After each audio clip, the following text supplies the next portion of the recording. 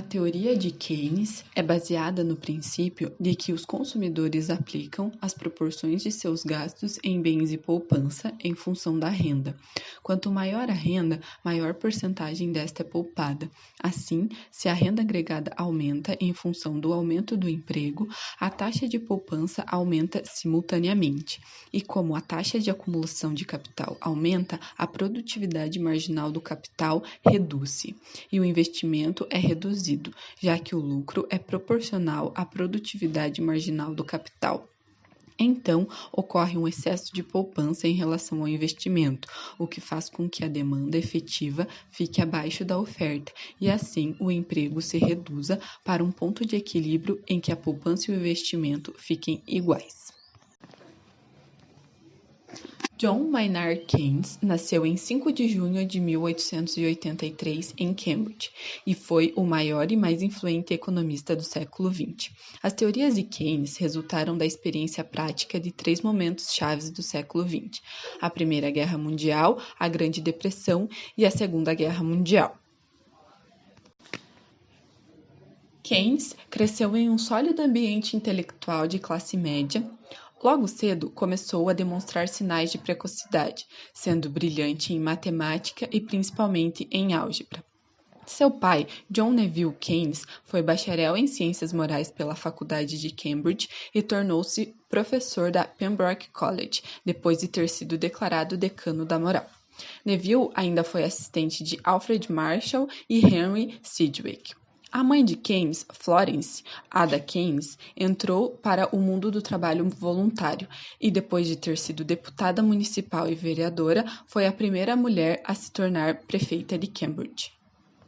Durante sua juventude, estudou em Eton, onde obteve muito êxito, tendo ganho 10 prêmios no primeiro ano, 18 no segundo e 11 no terceiro. Em 1902, Keynes foi para King's College em Cambridge, uma fundação irmã de Eton.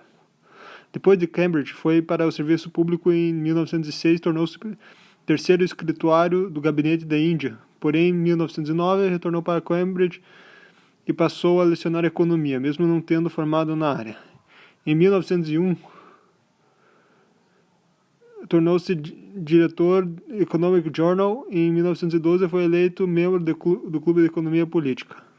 Antes da Primeira Guerra Mundial, Keynes acreditava na teoria quantitativa da moeda dos clássicos, que dizia que o nível de preços era determinado pela quantidade de moeda e que o aumento da quantidade de moeda não alteraria a demanda real por bens e serviços. Em 1919, na Conferência de Paz em Versalhes, foi crítico em relação a propostas do trabalho, principalmente as propostas referentes à Alemanha, pois a mesma não teria condições de pagar a dívida e defendia que outros países deveriam perdoar parte da dívida, pagando pelo excedente de exportações para que os países mais prejudicados pudessem alimentar sua população. Se isso não ocorresse, segundo Keynes, haveria vingança e a mesma não seria suave. Quando conheceu a bailarina russa Lídia Lopukova, Keynes abandonou seus casos homossexuais e casou-se em 1925.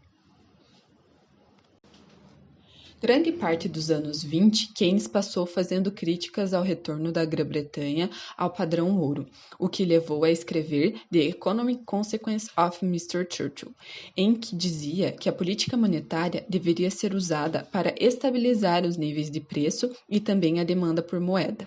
Em 1931, a Grã-Bretanha saiu do padrão ouro e foi uma época de grande crescimento econômico. Keynes, afinal, estava correto. Nos Estados Unidos, acreditava-se que estava acontecendo o auge do desenvolvimento econômico e as pessoas passaram a investir em ações de diversas empresas, colaborando para o crescimento dos lucros, e as ações passaram a ter um preço maior do que o valor da empresa. Em outubro de 1929, ocorreu o boom em Nova York com o crash da bolsa e as ações despencaram. Foi este momento, seguido da Depressão Mundial, que inspiraram a obra de Keynes, a teoria geral do emprego, do juro e da moeda. Como determinante do nível de emprego é o nível de produção e para isso deve haver o consumo das famílias, o governo deveria reduzir as taxas de juros ou investir em obras públicas, que juntamente com o multiplicador keynesiano reestabeleceriam o pleno emprego. Depois da Segunda Guerra Mundial, em busca de uma ordem econômica liberal, Keynes e Harry White, secretário do Tesouro dos Estados Unidos, organizaram o Acordo de Bretton Woods, um acordo para evitar políticas prejudiciais dos anos 20 e 30, quando o estado de guerra comercial e a desvalorização competitiva trouxeram a depressão e o desemprego em massa. Nessa época ainda, os Estados Unidos foi considerado a maior potência mundial e muitos países pediram ajuda financeira. Keynes foi o intermediador dessas negociações. Essas negociações deixaram Keynes exausto e, como já havia sofrido um ataque cardíaco em 1937, não resistiu e, em 20 de abril de 1946, morreu nos braços de sua amada Lídia.